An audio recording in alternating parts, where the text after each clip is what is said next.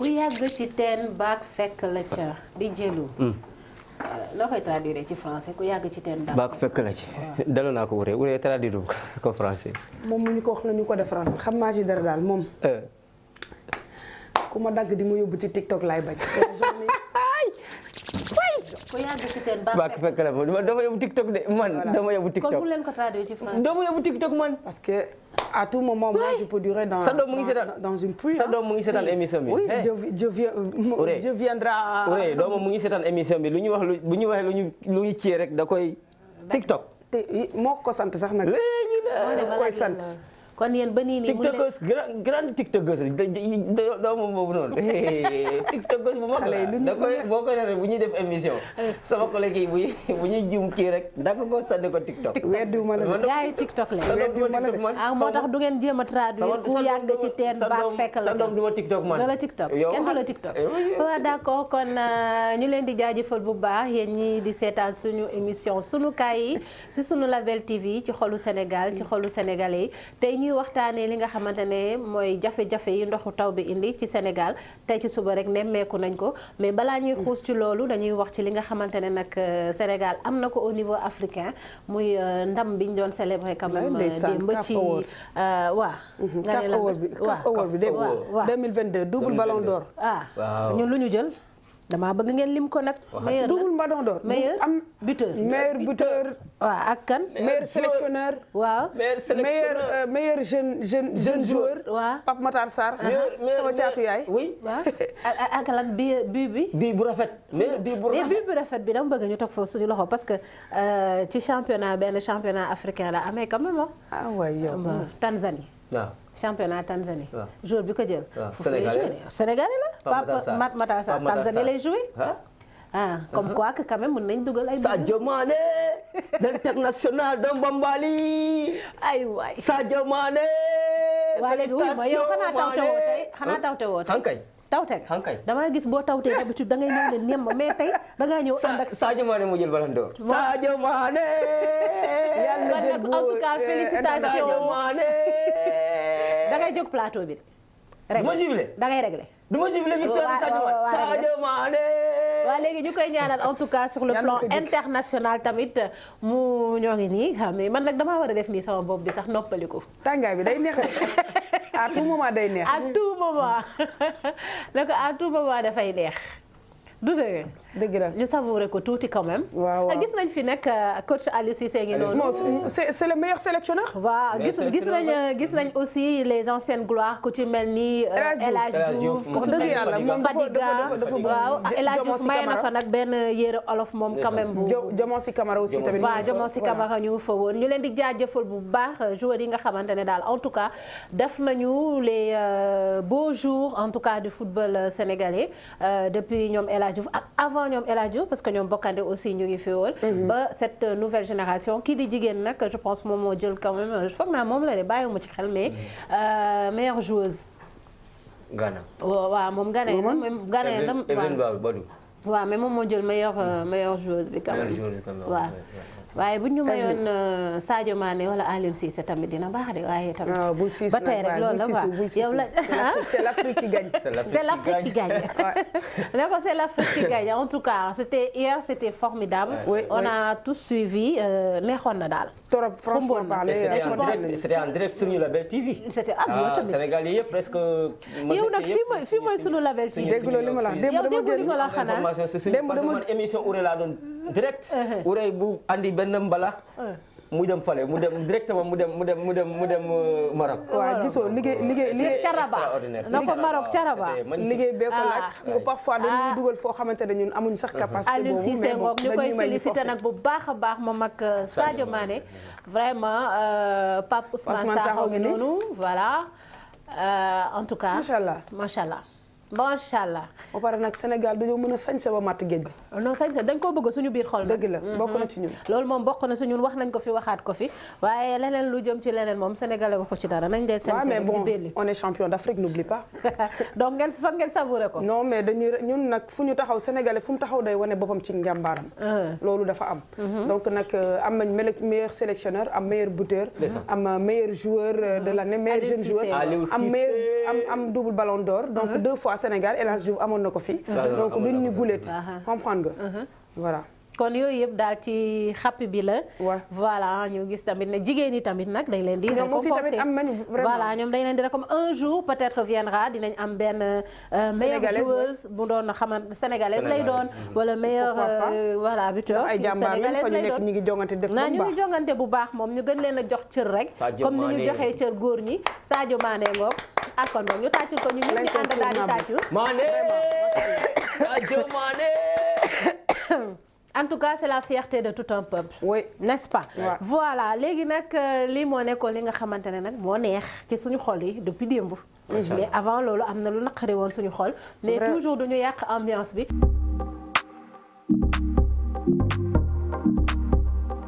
en tout cas ñu leen di souhaiter aussi bonne chance ci coupe du monde Qatar bi nga xamante ne fa lañ jëm. dëgg la nag ngir yàlla sénégalais yi da ngeen tàmm bu ngeen amee benn.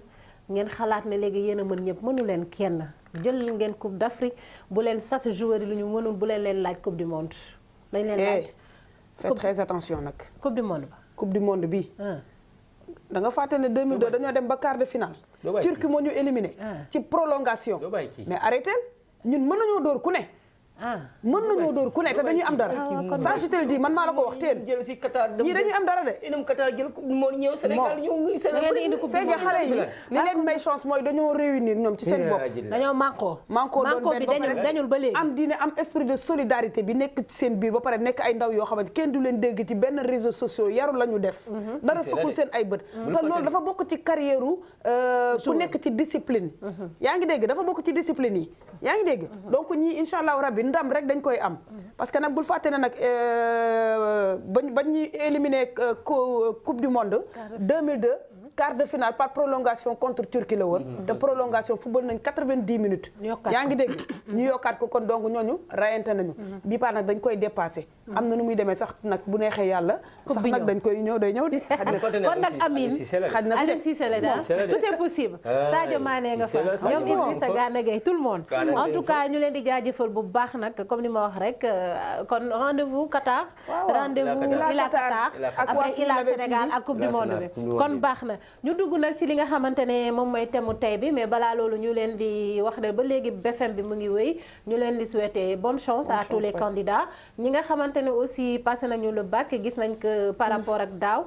pourcentage bi xaw na yokk tuuti je pense que war nañoo mën a jël lancer boobu malgré tous les problèmes yi nga xamante ne nemmee ko woon nañ ko si année scolaire ren bi léegi voilà yow puisque dañuy ñëw dugg ci thème bi daa changé wu de maa xam nga ne solu woon li bu muy ñëw na la wax li ko dal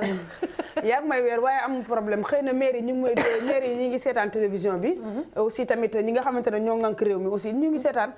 bu ñu xoolee xam ne sama yére bi dafa froissé nii sax fa ma dañu ko ñoqate noonu rek jox ma ko damaa daanu ci ban bi may ñëw ndox mi bari na noo daanu inondation bari na yoon yi kenn amul foo jaar mais damaa daanu ba detteelu damaa daanu ba detteelu nii laa def ndërmeelu dëggantaan njaay moo lay wan ni mbënd bi boo ci waxee war nañ cee wax boo ci waxul war nañ cee wax kon wax ci peut-être sunu Label TV dinañ si wax ko si sunu kaay en tout cas massa ci sa daanu bi heureusement plus de peur que de mal comme ni ñu ko waxee yaa ngi toog di kaa waaye tey yow la ñu waroon kaa ndax sa daanu gu metti yaa ngi may kaa parce que yaa ngi ci mbënd bi ci kaa yi laa bokk voilà ñu rappelé ne nag taw na fii taw bu metti léegi nii voilà il y a 2 jours d'abord mu indi fi ay problèmes yu mag ay jafe-jafe yu mag tey aussi ñu gis ne taw na VDN bi fees na dell en l'espace de 5 minutes ndoxu taw gars yi ñu ngi doon xuus mais yow man même bi ma ñëwee ba rond-point xam nga dama daan mais bi ma ñëwee ba rond-point Liberté 5 Liberté 6 autant pour moi ci la taw bi sóob diggante rond-point Liberté 6 ak fii xam nga ni Sacré-Cœur soriwul mais xoolal ndox mi ni mu toll c'est-à-dire taxi bi pour mu daw normal sax problème la parce que gisatul woon ndax ndox mu bari léegi nag loolu est-ce que jotul tamit nag dëkk bi nag fi ñu gas yëpp ñu jéem ko defar nag ngir yàlla ak yonent bi pour dimbali nit ñi nag wax dëgg neex yàlla nag metti na gas bi bu woowee bu ndox amul poussière bi day sonal nit ñi feebar bi day sonal nit ñi travaux yi waaw travaux yi léegi nag bu fekkente ne dafa taw nag day gën a lakkal nit ñi nag gën a sonal nit ñi gën a yokk nit ñi ay coono problème bu nekk nag di ci am sama daanu wi mënoon naa cee jëlee dam puisque damoo rek alhamdulilah te bu kenn damm di jëlu yow moom gis naa ne ba nga ñëwee yow it changé nga yére wala li nga solo non lii laa sol kay dafa tooy moom léegi noo def ba ci diggante bi mu wow gaaw ventilo bi laa taal quatrième point teg ko mu koy ëf lépp ci sunu kaay ba nga toog ci plateau doy na waar doy na waar léegi nag comme niñ ko waxee dañuy dugg ci li nga xamante ne mooy problème mu ndoxu taw bi maanaam jafe-jafe yu mu indi ci fii Sénégal ñu war a seetlu tuuti nag toog seetlu lan moo war a indil loolu travaux yi nee nañ travaux yi mais ak lan travaux am na mais après la pluie c'est le sale temps à Pikine kenn ko statut non c'est pas Pikine rek daf ma ko yónnee envoyé ma ko ne ma Pikine ñun ñoo ngi bëgg a dee xam nga li ma la parce que y avait je pense bi ma koy envoyé benn vidéo ci campagne bi ñu wone nekk à Pikine tout est ok ci loolu laa bëgg wax léegi nañu bàyyi di nax nit ñi nañu bàyyi di nax nit ñi parce que nag nit Sénégal fii ñun ñu ngi doxan xam nañ lan moo xew parce que am na yoo xamante ne yow bul bëgg dara wala soit ngay ut dara ba mu jaral la ngay wane loo xam ne waruloo ko wane fii réew mi toll nii soxlaatuñ loolu nit ñi nelawuñu nañu bàyyi xel te def très attention ci affaire yooyu noonu ñi ngi publier démb benn vidéo naan Pikine ça va très bien wane tali karo bi noonu xam nga muy set ni xale yi di football ñu naan après le pluie c'est le beau temps non li ñuy wax ni dëgg la c'est le sale temps moo xew instant bi nii te c'est pas à Pikine rek ci quartier yi de Dakar yépp la fépp inondé foo kara woon sax yaakaar ne tey ji canalisation baa ngi dox bu baax doxul yaa ngi dégg mbedd yëpp taana kër yi da ngay gis ñoo xam ne seen bagage yi dafay tëmb Grand Yoff gii am na ñoo xamante ne dañ doon xuus ci ndox ba fii vidéo bi dama la ko bëggoon a jox mais vidéo baa ngi fii xam naa voilà nit ñi dañu taa ba fii ci un peu donc Sénégal ba mu nekkee Sénégal ba léegi ñaata maire ñoo fi jaar ñaata président ñaata ministre ñoo fi jaar ah mais boobu ba léegi on a fait que parler des millions et des milliards te dëkk bi mënuñu fexe ba mu taw te ñun duñu am problème mu inondation loolu c'est grave ñu fàttali rek ne 80 millimètres la taw donc taw bu mujj bi ba tey ngay gis am na dëkk yoo xamante ñoom dañuy tegle une semaine di taw ñun 80 millimètres lañ am kenn mënul génn kenn mënul dem fenn yenn infrastructure di yàqu mais dañuy dem seeti quand même seetaan quelques vidéos yoo xamante ne ñu won ñu image yi nga xamante ne ndox bi indi na ko jafe-jafe ci yenn gox yi On sait comment faire bouger vos têtes et c'est pas sorcier. Petit de mélo, maman dans tu es fort.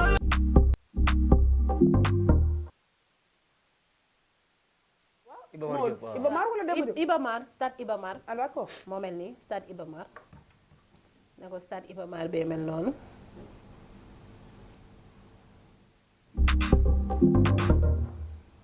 ñu gis tout à l'heure kii de maire bi Dakar Sénégal la kay ki ma ko yónni dañ ma kaa yónni moom la bett ndax li nga gis ci mbedd mi moo am loo xanaa gars yi dañuy toog yónnee ma ay affaire damaa bëgg nga jàllaleel ma lii kaa parce que doy na waar dama yónnee léegi lu mu bind la sale temps à Pikine moom dafa seetaan li ñuy wax ci Pikine ne c'est bon mu yónnee ma ko ne ma tagal ma ko cas parce que c'est pas le beau temps à Pikine après la pluie c'est pas le beau temps c'est le sale temps dama bëgg nga waxal ma ko nag ne leen waa Pikine ñu ngi ci ay jafe-jafe après ndox bi kenn ki yónnee ma vidéo bi pour ne ma xoolal lii ci sama quartier la xewee xoolal lii tu vois yaa ngi gis noonu gars yi ni ñuy xuusee tu vois ça gis nga ko ñoo ngi xuus dama ko moo ngi nii xoolal image yaa ngi nii 80 millimètres fii ban côté de profondeur gis nga ko. fii fan la. ne ko gis nga ko. xam nga ni lii. c'est-à-dire man li ma ci mën a wax mooy c'est-à-dire xam nga inondation yi nii ça dañ ci yàgg a dund. depuis 2019 xaw ma 2019. non inondation xam nga kañ la commencé. waaw je me rappelle ñu koy dund man ci li ma fàttaliku c'était en 2005. 2005 parce que man dëkk naa suñu quartier mi Dalifort depuis 96. mosuñoo am problème inondation c'est vrai que temps yooyu noonu peut-être bari woon ay nit mais 2005 je me rappelle bi muy njëkk a taw ñun ñu génn suñu quartier teg suñu tànk ci biti ndox bi yegg suñu fii. c'était en 2005. boobu ba léegi. boobu ba léegi. boobu ba léegi ñu ngi dans cette galère là. alors te chaque président bu ñëw xam na bu baax luy suñu jafe-jafe. te boo xoolee inondation yëpp biir Dakar fii la. mais lu muy taw ci par exemple ci côté Casamance lu muy taw nii non. Casamance suuf la. waaw chaque jour mën na taw suba ba ngoon du arrêté.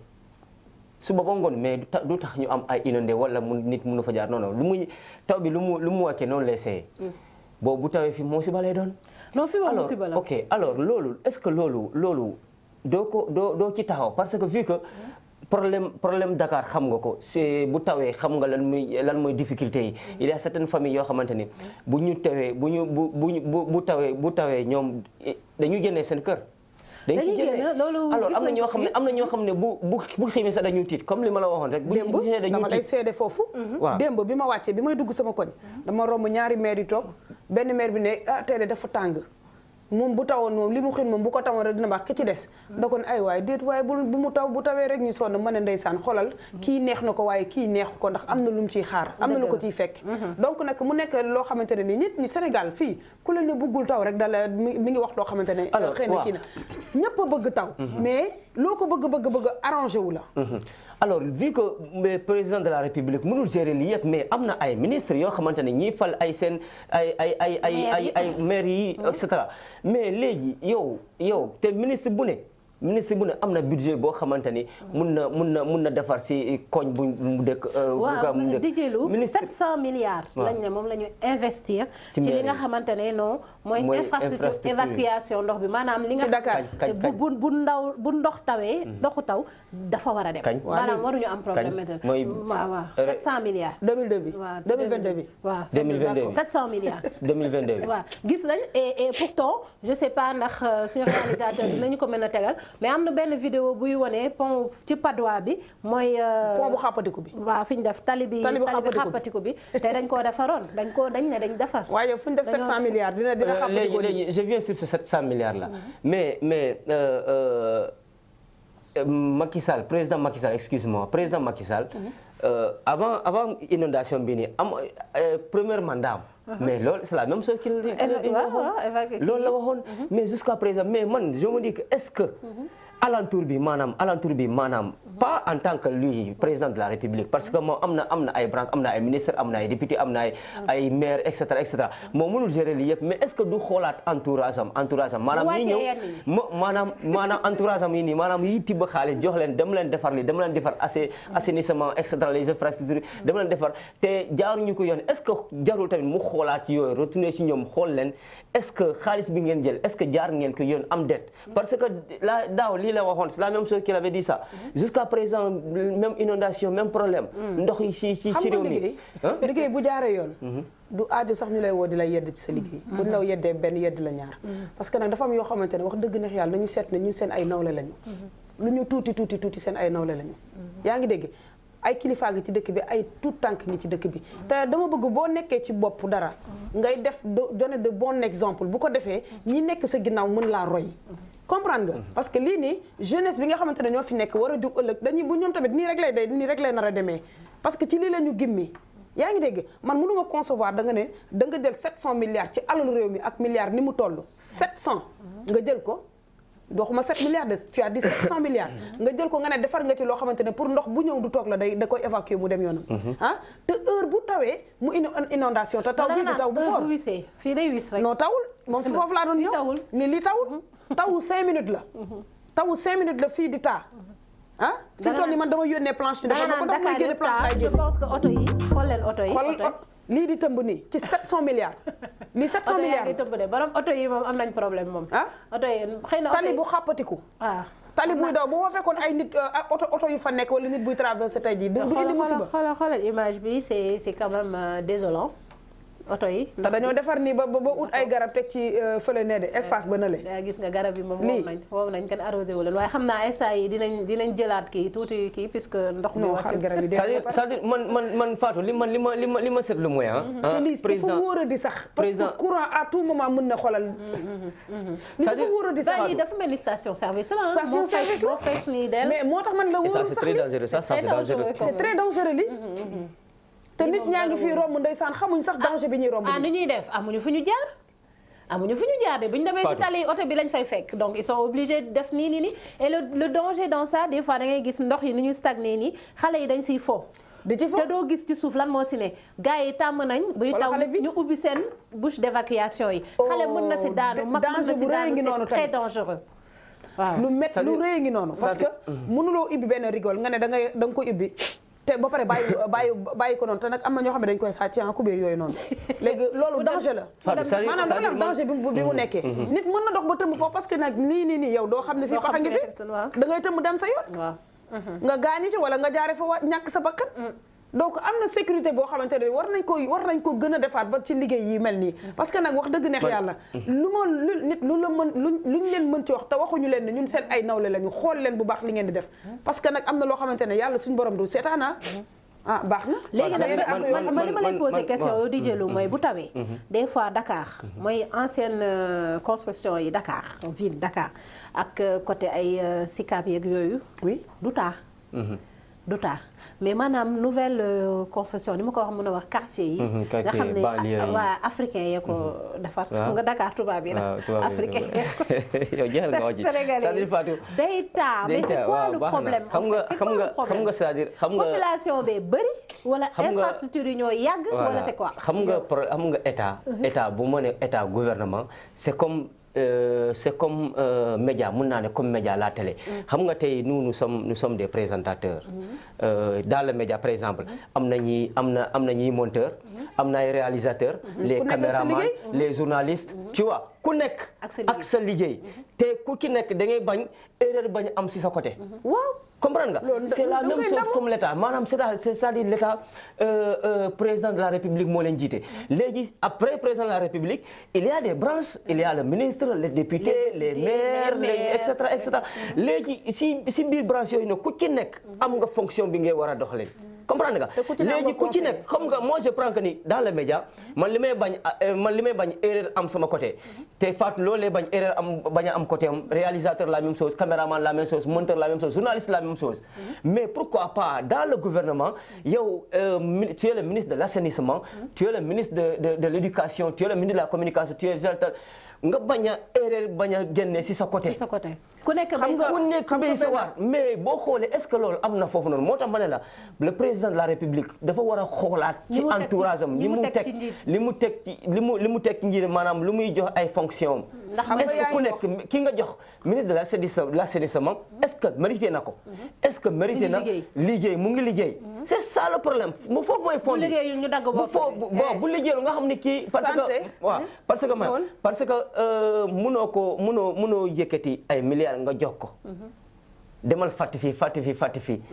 après résultat yi nga gis télé yi jënne fii am na inondation xale bi dee na fii ndox bi yóbbu na ko et cetera mais tu te poses la question xaalis bu ma ko jox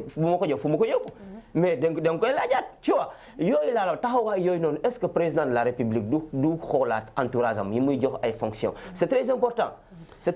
li nga wax léegi xam nga santé bi mu doxulee dañ fay jëlee ministre bi indi keneen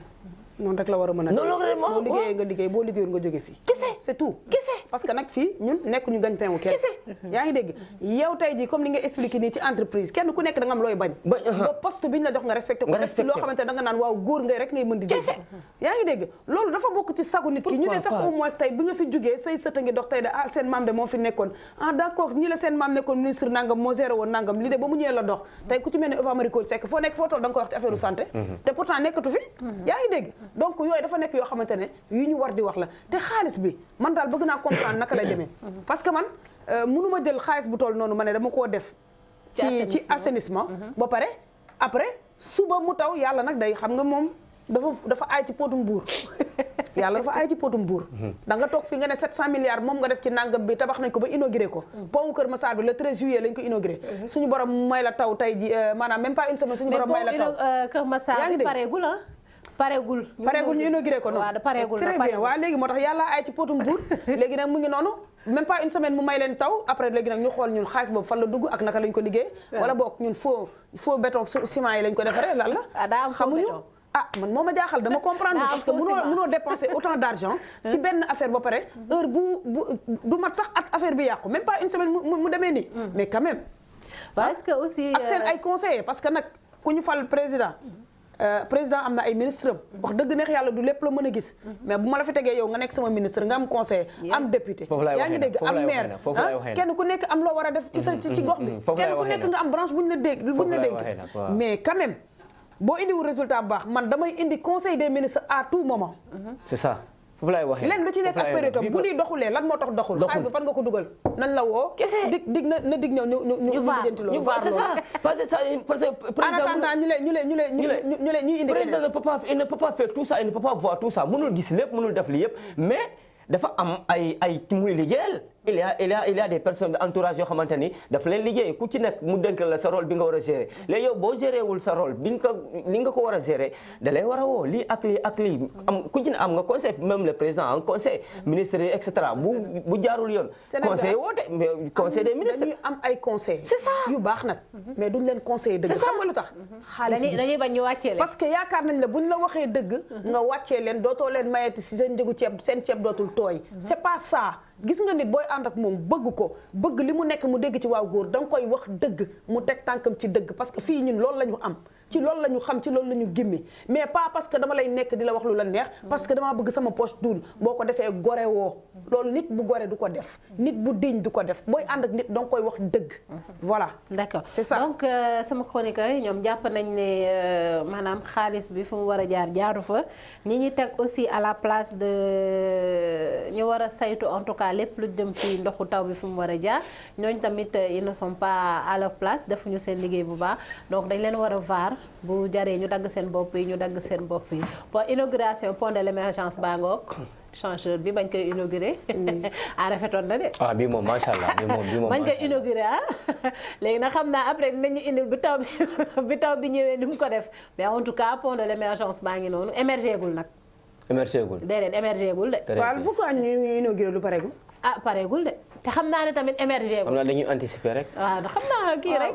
looy anticiper dañuy anticiper rek pour wane ka xam nga gars yi quoi pont baa ngi fi image inauguration bee nekk noonu ci élection yi man nag dama koy laaj aussi image fi mu amee ndox pont de l'émergence bi boo ma indiloon ndox bi tamit ñu mën a gis différence bi dina ma neex torop daal le 13 juillet y a même pas une semaine mu ñëwaat nii voilà c'est grave donc je pense que tamit dafay baax ñu taxaw ne infrastructure yi bu ñu koy defar nañ ko defar bu baax et puis man dafa am benn question bu ma leen di poser xam naa ngeen wax ma si parce que dañoo gis ne ci Padois bi tali bi ñu defaroon ñoom dañ ne ndox yi bu tawee donc yi di jóge Foire yëpp day ñëw au niveau de Grand Yoff donc ñu defaroon foofu noonu benn tuyau je pense que vous vous rappelez un week-end tëj nañ côté bi di jógee waaw di dem ancien aéroport ñu tëj ko ñu ne parce que dañ doon dugal benn tuyau pour ndox boobu yëpp ëllëg muy taa Grand Yoff mu ñëw ci Padois genre kii boobu noonu bi ñu def foofu après ñu defar tali bi est-ce que mais bu ndox bi ñëwee dafa xàppati tali bi complètement waaw léegi est-ce que foofu noonu oui si xaw ba image bi bu fekkante ne suñu réalisateur bi mun nañu ko won mais Padois bi fu mu xàppati ko foofu noonu dina baax mais après xam naa dinañu ko won léegi les gens se sont posé la question à savoir yow ndax li ñu defar dafa baaxul benn ba mu xàppati ko je pense que en une journée lañ defar tali boobu noonu parce que dañ koo baare le lendemain oto yëpp dañu foogoon ne kenn du fa jaar dañuy am déviation parce que du pareegul mais le lendemain oto yëpp a fa jaar man oto bi ma jël fa la jaar donc tali bi pare na donc ça veut dire que au Sénégal mën nañ defar tali en une journée damay laajte dong de. est-ce que wóor na sax dafa jaaraat dara wóoru ci. une journée nga jaaraat fa dara wóoru ci sax. non dëgër na nag. ah dëgër na. problème bi kay mooy. lu tax bu ñuy defar tali. fii nii ñu ñuy baare ay weeri pour defar tali voilà lii waaw. xam nga ne ci Colobane bala yow neel pour l'instant waaw non pour l'instant tali boobu nga wax neel pour l'instant dëgër na ndax yaa ngi fay jaar dara amagut. waaw on sait jamais. yaa ngi dégg parce que loo xamante ne defar nañ ko bu yàgg mu màbb nii te ñu wax ni ndox dañ ko baare woon pour ndox di fa jaar. pour ndox bi di jaar dañoo dugal tuyau bi quoi. tuyau bi ci suuf récupérer ndox nga xëy mu màbb waar ndox bee ko man damay laaj maanaam tali bi moo xàppati ko. yow foofu xayma nga ñaata lañ ci def. man loolu sama question parce que bu fekkee ne da nga def foofu noonu xaalis. man dama yaakaar ni foofu moom xam naa ne nga war a ñëw investiraat moo ngi nii xool leen fi mu xàppati ko noonu est-ce que yéen a ngi gis. non lii bu fa oto jaaru lii bu tombé woon oto tomb. c'est dangereux parce que. c'est très dangereux. c'est pas kii daal xam nga li ma la loolu mooy problème bi mais man damaa bëgg ñu bàyyi di tëj suñu yoon yi pendant des mois bu fekkante ne en une journée mën nañ ko defar tali.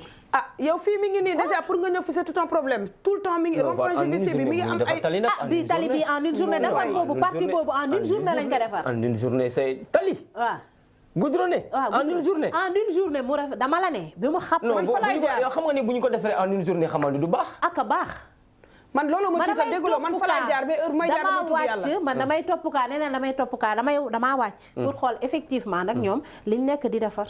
mu am ku ma discuter nag ne ko nag est-ce que lii nii dëgër na est-ce que bu tawaatee du def noonu mu ne ma du def noonu ci ay waxam ma ne leen léegi en une comment se fait-il que des fois fii ñu fermer ñu ne ñu dañuy defar tali ay weer yéen en une journée ngeen defaraat tali bi xàppatiku bi nii ça veut dire que en une journée mën nañ di defar liggéey bi nañ bàyyi travaux yi ñuy xëcc Sénégal yëpp gas nañ ko nañ defar travaux yi mu pare. est-ce que du tamit ça fait des années peur nag est-ce que du tamit élection yi moom moo tax ñu inauguré pont Kër Massar bi. élection législative yi waaw lépp xëy na ci nag ñun politique la rek. parce que man tam damaa jaaxle man politique man heure bu élection amee rek da ngay dégg ay inauguration yu bees. yaa ngi dégg suñu président yi tàmm nañ def nañ fii ñu ngi def lu bees pour lan nax askan bi Sénégal ñoo yeewu kenn nelawatul xale yi même jeunes yi sax kenn nelawatul guddi lan sax daan noppalu mais kenn nelawatul parce que lépp la ñu bëgg a xam léegi nelawatuñu yaa ngi dégg fii li nga ko waxee démb ku la jox canette nga naan ku la jox t-shirt nga sol ku la jox 5000 nga def sa poche waaye bu voté jotee mbañ gàcce ga maa fay dugg sama enveloppe maay xool kama neex ma def ko ca yaa ngi dégg kama wóolu kama doy ma def ko ca yaa ngi dégg donc nag am na yoo xamante ne pour nga di ci nax sénégalais yi moom bu yeboo dañ ko jël teg ko ne ci suuf ma riirandoo nag am na voilà donc ñëw ñu tàccu la ñu gis ne quand même inondation bi amul benn quartier boo xamante ne épargné na ko biir Sénégal fii il faut que ñu wax ko amul benn quartier boo xamante ne waaye yow maa ngi ni dama génn daal ko c'est-à-dire degré de kii xoolal ñi ay waay xoolal ma xale yi ndox bi fi mu leen toll ñoom fu ñu romb la ñuy wudde ça c'était waaye yow mamel gii mu ngi nii ndox baa ngi noonu oto yi borom oto yi moom laa si gën a yërëm waaye borom kër yi aussi léegi ndox bi nii il a fallu mu def combien de jours pour mu bon xam naa dinañ delluwaat si lieu yi quand même xool comme ni ñu tàmm di ko defee topp kaa yi waaw wala woote gaa yi laaj leen seen situation xool ndax xool ndax ndox yi wàcc na parce que quand même nag saison des pluies lañ nekk ku ne saison des pluies ne paludisme ku ne paludisme ne yoo ku ne yoo ndox la bëgg du dëgg eau stagnante yu salte yi day indi ay yoo day génn loolu arbis yi xale yi waaw nañ moytu parents yi wax leen seen xale yi ñu bàyyi ci ndoxu taw bi nekk ci mbedd bi ñuy fowee te xam nga ndox bi rigole bu nekk lay àndal voilà day jaxasoo ak ndoxu rigole yi waaw c'est sale waaw c'est pas bon pour wér-gu-yaram xale yi ak askan bi et surtout xale yi paludisme baa ngi fii kilifa yi ci nekk ndeysaan borom kër yi corona baa naa ngi leen parce que am na ñoo xamante ne suba suñu xëyee dañuy dem uti dépense pour lu seen njaboot dundee tey ñooñu dañuy am problème mu xëy dem liggéey ah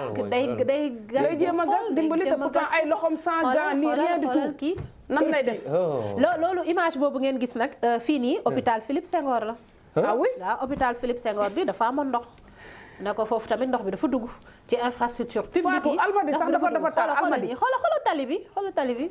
ñooñu di pousse ndox bi mu dem pour trottoir bi gars yi am fuñ sax. c'est pas xoolal ma foofu ndox il y a 2 personnes yu fa nekk rek. ah non léegi ñun. amul ñoo nga xamante ne ñoom. kii moom sapeur yi amuñu ndox bu ñu ñëw pour manque ko pour mu évacuer. ah mais tamit il faut ngeen xam ne sapeur yi mënuñoo def lépp nag yéen tamit. am na ndox nu muy ñu gis leen au moins sax nu muy ñëwee. comme ñun dañuy topp kaa di dajeeg nit ñi ñu koy def. ñu filmer leen ñoom sax au moins ñu ne ñu ngi jéem. xam naa daal maire Yoff bi gis naa ko sur le terrain. maire Grand Yoff bi. gis naa ko bu dem dugg ci biir ndox bi. waaw loolu moom gis naa leen. ndox mi yem ko fii. nu mu tudd Dalifort dama leen di interpeller ndax suñu suufu tunnel bi nga xamante ne foofu lañ jaar. di jaar foofu nit ñu bëri dañ fay jaar raccourci pour mën a dem croisement Cambérène pour éviter circulation bi dafa am ndox kenn jaaratu fa ñu génne leen évacuer ko. maire Dalifort moom laay interpeller. Rufisque Ouest tamit noonu. Zac Mbao aussi tamit noonu. ak Rufisque Ouest Tëngéej moom mooy loolu moom. ma ne ko Tëngéej moom mooy loolu moom doy na waar. xam man léegi sama téléphone bi ñemeetuma sax batterie bi faible. waaw ndax dañ may woo dañ may envoyé ay message na ma boo demee kaawal ma lii inondation yi li ma si jot ay message ak appel mënu ma ko wax naan li ñu ci jot Dalifort daa inondé Dalifort non inondé gul déggul mais maanaam tunnel bi puisque dafa xaw a wàcc nii donc ndox yëpp dañoo tase foofu noonu donc ça veut dire gars yi utiliser tuñ ko mënatuñ fa jaar d'accord donc dañuy obligé def grand tour bi bu tawaatee noonu day gën a grave bu tawaatee nag fuñ jëm tey jii taw na de léegi yow da ngay dem interview monsieur le maire nga koy laaj ci lan mooy situation boobu déjà fii laa ko koy kaawee ba pare dañ koy seetaan boo wàccee après yow nga dem madame Kako madame na ko ndox bi da génn mbala suba ma kaala fii kay ku deful loolu wala ne ma kaala loolu lañ fi nekkee askan bi lañ fi toogal. jamono ji ñu toll nii ñoom ñëpp ñu ngi seetaan télévision yëpp la ñuy teg kenn ku ci nekk dañuy déglu li ngay wax. ñoo ngi seetaan de ñoo ñu gën a informer fukki junni yoon. ndax xam nañ bu baax leen di wax rek mooy ngeen jàppale ñu ngir yàlla ak yonent bi fii kenn nelawatul. génn leen xaalis bi ñu leen jox pour ngeen liggéey investir leen ko. def leen ci jënd leen matériel bu doy ngeen liggéey dëkk bi ci nu mu gën a gaawee ndax yitte woon nañ ko waxuñu leen ngeen def ko ci seen poche yi jël 100 francs maanaam tey ji da ngay waaru 700 milliards ngay dégg est-ce que 50 millions def nañ ko ci sax c'est ça xam naa ne moom comme on dit politique yëpp que mu nekk au niveau national au niveau international ne am nañ seen ay fem yu ndaw ay kii yu ndaw yu ñuy def noonu même au niveau international da ngay dégg ne ministre bi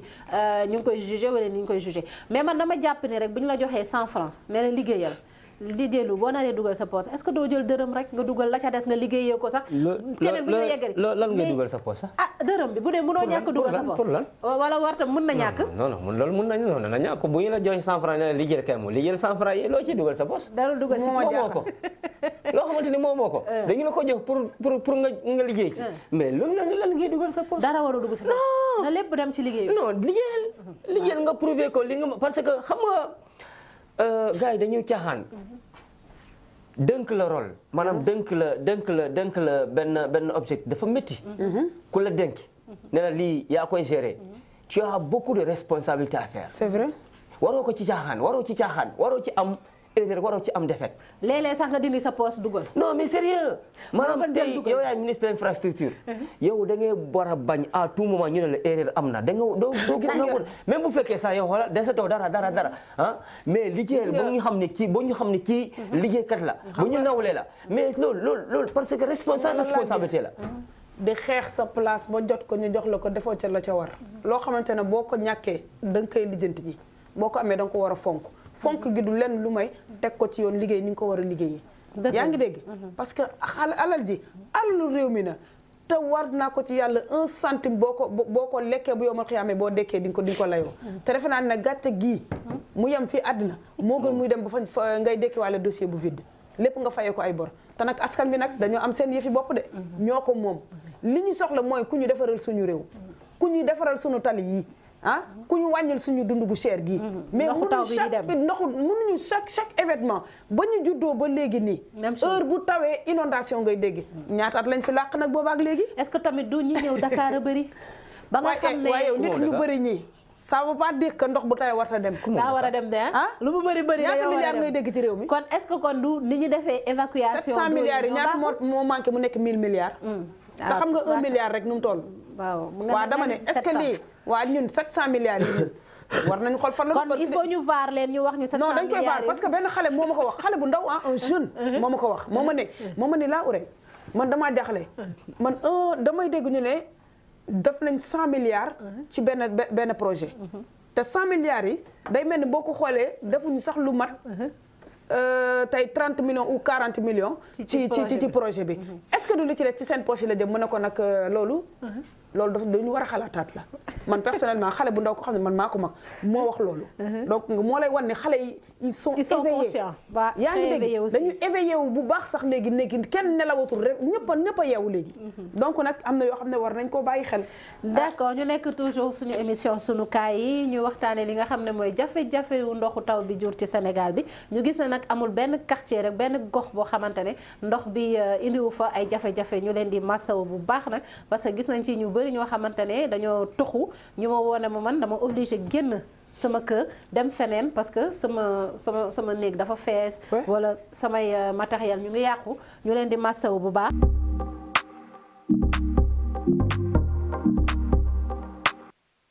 Un peuple, un but, une foi. Ça c'est le Sénégal, donc c'est la devise du Sénégal. nee na ko Sénégal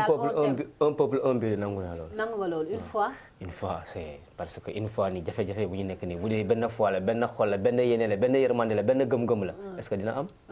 jafe-jafe yi. waaw loolu moo tax nga koy def point d'interrogation. ah waaw. d'accord loolu dinañ ko kaawaat. ne ko loolu dinañ ko kaawaat. mu doon toujours rek.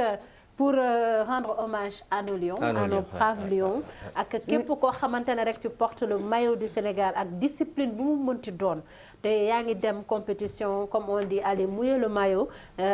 équipe K bi ñu ngi lay souhaiter en tout cas bonne chance du courage parce que yombul jongante dafa metti waaye lépp rek ñu ci àndee ak xel xam ne mën nga am ndam waaw comme mën nga ñàkk am ndam fair play rek waaw fair play boo amee ndam macha allah nga kontaan boo amul ndam boo ñibbisee nga defaruwaat du dëgg noonu kese la toujours ci fair play bi pen ne ne suñu kaay day dem Qatar de dañuy dem Qatar il a Qatar foofu nga toll yow foofu nga toll waaw yow Qatar dañuy dem yow télévision bu mag bi nga Qatar buñ ko kaawul du neex foog ñu kaa ko bu neex waaw Qatar kay suñu kaay day taxaw day taxaw foofu la ñuy kaawee kaay télévision bu mag bi nga àndal sunu Label TV sunu Label TV mu nekk ci xolu sénégalais yi nekk ci xolu Sénégal mais on va essayer de balancer les caméramans c'est pas tous les caméramans qui ont l'air qui vont partir non am na caméraman yoo xamante ne non duñu dem mais yóbbaale leen nag duñu dem mais yóbbaale leen nag on va essayer de balancer les caméramans de voir kii d'accord amul benn problème ñu nekk toujours suñu émission sunu kaay ñuy waxtaanee jafe-jafe ndoxu taw bi jur Sénégal je pense que li ñu naan suñu traite taxaw na ñi ngi may message naan maan ñi ngi topp émission bi nañu gën a xuus ci mbënd mi ma ne ko bu soobee yàlla bu leen dara jaaxal ndax askan wi rek ñu fi teg donc nag dañ koy waxtaanee mbënd bi metti na mais non dafa metti nit ñi dañuy sonn fu nga génn dem marché pour togg loo lekk problème la jamono ji am na ñoo xamante ne li ma lay wax léegi nii kilifa yi nga xam ne dañuy yeewu du war a marché moom comme on le dit dafa salté poto yi nekk ci biir marché fan la nit di jaar pour nappi jën fan la nit di jaar pour jënd jën fan la nit di jaar pour uti légume waaw mais fan ngay jaar pour dem uti junni boo jox sa njaboot ñu dépensé ko la oxee bëgg naa ñu wax tamit si marché yi bu tawee yow doo fa dem di jëlu doo dem ndax marché yi dañuy tilim dañuy salte le pourquoi alors que képp ku fa teg même bu dee da nga lal sër nii teg légume da ngay fay juuti waaye léegi juuti boobu ñuy fay pour lan la xanaa nekkul pour que ñu mën ci raxas marché yeeg que mu am propreté ñu tax ñun suñu marché yi salte bu tawee moom bu fa teg sa tànk waaw parce que dafa doy waar Fatou dëkk bu ñu nekk nii dafa doy waar xam nga du lépp la ñu mën a wax du lépp la ñu mën a wax parce que boo xoolee li nga wax ni sànq ñi jaay marché bi chaque jour que Dieu fait jaay nga jaayoo da ngay joxe 100 francs mbaa 200 juuti chaque jour jaay nga ëppul 200 non 200 lépp yokku na de non juuti ci marché moom ëppul 200 100 francs la wala 200 en tout cas daal jaay nga jaayoo da ngay joxe dañuy joxe 100 francs juuti est-ce que yëgul téeméer dañ koy dem non dañuy dem ci marché yi ñu laaj leen ñu ñooy équipe topp kaa dañuy topp kaa yi dañuy dem rek non ñii laal maanaam ñii jaay légumes yi laa wax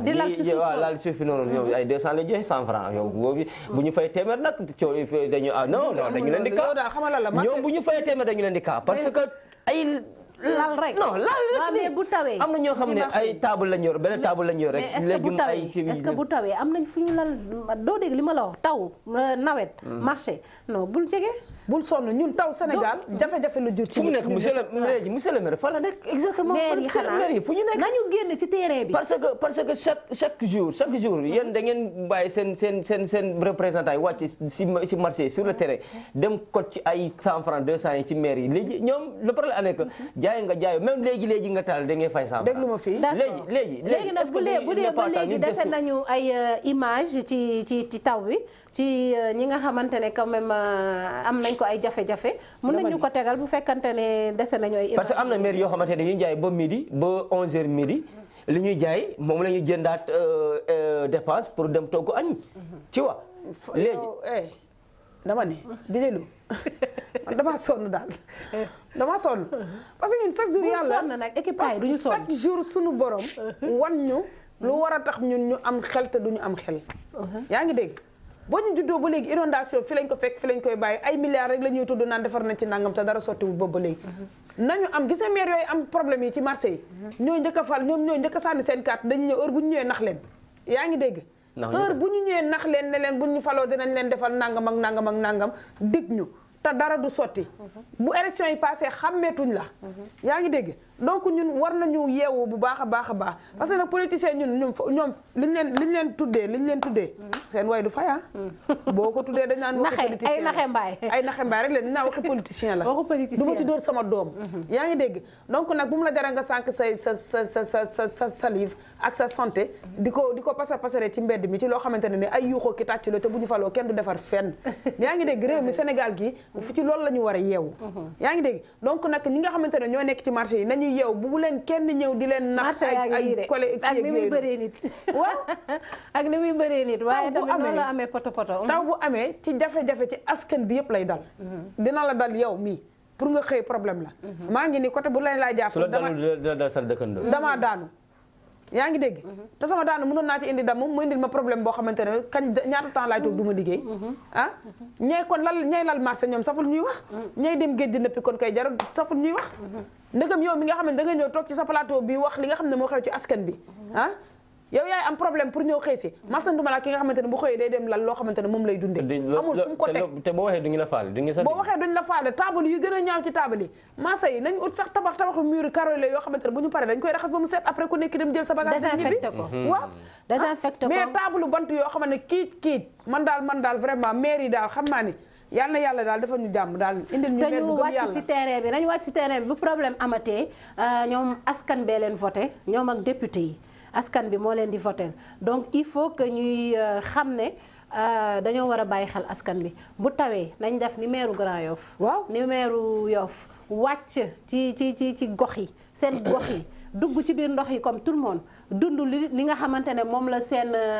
kii di dund nu mu tudd ñi leen fay di dund ndax ñu xam mettit bi du dëgg waaye du toog sa bureau rek nag naan man maay monsieur le maire sa population nekk ci ay jafe-jafe parce que aussi da liggéey aday bàyyi maire yi wesh non mais wesh daa xew Sénégal xam nga lan laa bëgg wax dëgg neex yàlla buñ la falee ne la bërëb bi yaa ko moom gérer ko comme sa kër la surtout que dañ dem maire bu ñu fal bu nekkee ci gox bi di dox dafa mel ni ku nekk ci biir këram est-ce que tu comprends am na yenn yoo xam te ne sañoo ko def je pense que tamit loolu noonu droit boobu ñu am foog ñu koy mettre aussi en application di dugg ci biir nañ xuus ci biir ndox yi comme population bi da ngay gis maire bu dëkk ci koñ laa lay wax ni am problème carax sax lay sol bu subaa buñ ko falee mais étage am lay njëkk a yëkkati la muy dundee la mu daan reeree moom lay ndekkee yaa ngi dégg añam laa boo ko tiimee da nga naan kii xanaa Paris lay dundee lay nduggee yaa ngi dégg fàtte askan bi te alalu askan bi dañ la jox pour nga liggéey na am na ci maire yuy def loolu du ñëpp nag mais am na maire yuy def loolu léegi nag ñun suñu maire bi nouveau maire bi ñu fal fii ci Dakar monsieur Barthélémy Diaz wax dëgg neex yàlla bañkat nga xeexkat nga ndax ñun loolu la ñu gis ba fal la ngir yàlla rek liggéeyal ñu réew mi Sénégal Dakar ni mu mel ndax am na nu ko Mamadou Diop ex maire bi defoon ba ñu bëri naan Mamadou Diop liggéey na Sénégal yal na yàlla defal leen jàmm ngeen continuer seen liggéey ngir yàlla ak yonent bi fi ñu leen di xaar fekk si ñu leen foofu mbaa ngeen fekk ñu fu ko raw sax ba ñu naan ñun foogoon nañ fii lay yem ndek mu indi lu gën a bëri lii yaa ngi dégg ñun loolu la ñuy xaar ci maire mais maire bi moom kër gu rafet gi moom oto bu rafet bi ñu xooluñu loolu nañu wàcc ci gox yi liggéey voilà wàcc leen ci gox yi ngeen liggéey voilà xam naa nag li ñu dese ci temps bëriwul di jëlu bu fekkante ne am nga coup de cœur wala coup de gueule wala yaa xool rek Sénégal moom rek comme Ouré lu mu wax rek yal na jàmm ya sax si dëkk bi rek waaw yal na jàmm sax si dëkk bi yal nañu am jàmm alhamdulilah quoi parce que lii moom doy na waar dafa jéggi dayoo da ngay xool sa jooy sax moo la des waaw am na ñoo xamante ne nag dañuy jooy am na ay borom kër yoo xamante ne jooy nañ marché yaa ngi nii de man de fan yi duma dem marché xam nga kuy dem marché waaye man duma dem marché moom duma fa dugg ci taw bi lii avant taw bi la de lii avant taw bi la mais après taw bu tawee kooku nga xamante ne saamu tamaate ak haricot bu rafet boobu la am bu ko jaayee ci lay dunde fu muy lal dama xam xanaa mu yenn ko borom pañe ñii fa la ñuy lal na ko yennu rek na ko yennu rek lii nii war nañ ko mën a dépasser ba nga xamante ne kenn sax dootul am sax di lal ci mbedd yi kenn ku nekk sa place di nga fa toog du am la ngooy suturloo ci yoon donc doy na war daal léegi la Ourey je ne sais pas ndax yëg nga ko ou pas mais je pense que am na benn accident bu am bu grave benn oto bu doon convoyer ay marchandises moo mbëkkante ak benn camion et quand même ça a fait au moins 8 mois. mooy Mbao non si région de Thiès. d'accord dafa am démb bu ma romb. boo xamante ne camion bi dafa saaraan mbëkk benn tata ak benn jaganjaay. Si xam nga en plus bu chaussée bi tooyee. quand même loolu dinañ ko baaxee sénégalais bu tawee automobilistes yi daw leen ndànk. Pour votre sécurité borom moto yi même chose daw leen ndànk pour seen sécurité pour sécurité yi ñi ñëpp pour sécurité aussi ñi nga xam te ne ñu ngi dox te aussi sénégalais dafa am benn habitude bu nekkee ci biir otom bu rombee ndox wala mu ralentir te xam ne à côté am na ñuy dox bu bañ leen a taqal danaan vif ndox bi tis ci kaw nit ñi kaay loolu moom vraiment àq la de àq la xam ko ñu nañ ci bàyyi xel la àq la voilà dugg seen oto yi du tax ngeen ñuy wis ndox bi waaw àq bu rëy la dijee la waxuma te Sénégal mosuñu la kaa def yow mosuñu laa tis ndox ngay xultu naan mais li nga wax ci accident yi gis voilà très attention ku ci dawul ndànk doo dal ndànk bu baax ngay dal Papa Thione wax na ko ba jóge fi moom waxal na lépp sénégalais yi daw ndànk dal ndànk daw bu baax dal bu baax kese voilà waaye fii oto da ngay def may nit da ngay may nit maanaam distance moom nga gis beneen oto bu ñëw ralenti dem dugg foofu te xamul na yow distance nga maye xam nga loolu duñ ko respecté xanaa jànguñu code de la route non dañuy jàng mooy est-ce que tamit fii est-ce que fii tamit duñu commencé di jàngalaate code de la route duñ ko respecté non ñu ngi koy jàngalaate ci ko jàngal mais non fii laa wax si émission kaay ñu ñëw di leen di tegal bii mooy ñu koy jàng respecté wuñu ko ñoom bu ñu ñëwee jàngale buñ leen ko kaawee dinañ ko respecté bu ñu kaawee lu ñuy jàpp ñu jàpp ko yow nga jàng ko loolu moom xam naa di nga ko kaa un jour dinaa ko ni ñuy amee permis yi léegi moo yomb moo yomb da nga koy lijjanti nag li ma lay wax nii gis naa koo xam ne dafa damay bàyyi ba dem Sénégal jàng foofu auto école ndax fa la gën a yombee foofu da ngay dem rek neexal nangam ñu jox la ko dégg naa loolu dama koo dégg nag foofu dama koo for ci weewu bëy waaw d'accord ci weewu bëy boobu ngay tàggoo tàggool ci weewu bëy bi ñu dem ma yàlla baal société dañoo dëkk Sénégal nag li fi nekk rek la ñu xam wax dëgg neex yàlla li fi baax ñu ngi koy wax li fi yees it ñu ngi jéem suñu kéemtalaay kàttan di ko wax rek ndax bu ko defee ñi nga xam ne ñoo ci nekk ci saafara waaw ñu indi ci saafara rek mu jeex donc li may wax rek mooy ñi nga xamante ne ñoo ŋànk réew mi ngànk nguur gi bopp réew mi suñu président de la République du Sénégal ñun sa njaboot ñu ngi lay ñaan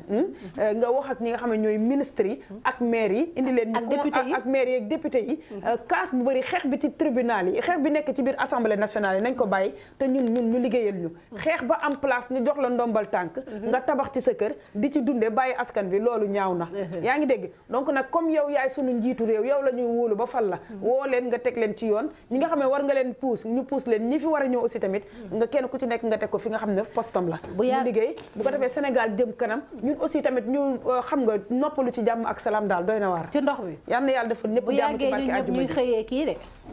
di jow gaal non man bu may ñëw planche laay ñibbee parce que damaa daanu nii mënumaa dox acca mas sa coono di jëlu yal na jàmm sax Sénégal ba lundi incha allah ba lundi incha allah kon sunu kaay day dem weekend waaw day dem weekend kon nag bon weekend à tout le monde di massawu képp koo xamante ne rek mën bi indil na la ay jafe-jafe di ñaan jàmm ak salaam yàlla taw bi fi wàcc muy ànd ak féex di ànd ak en tout cas comme ni ñuy wax rek féex nañu ñëpp féex ñun nag dem nañu weekend ak suñu kaay waaw man demaguma weekend ba ci kuy kaa nag denc ko ba lundi ñun jël nañu weekend à lundi incha allah altine noonu la ci olof ba 17h sunu buzz kon nag dem nañ sunu buzz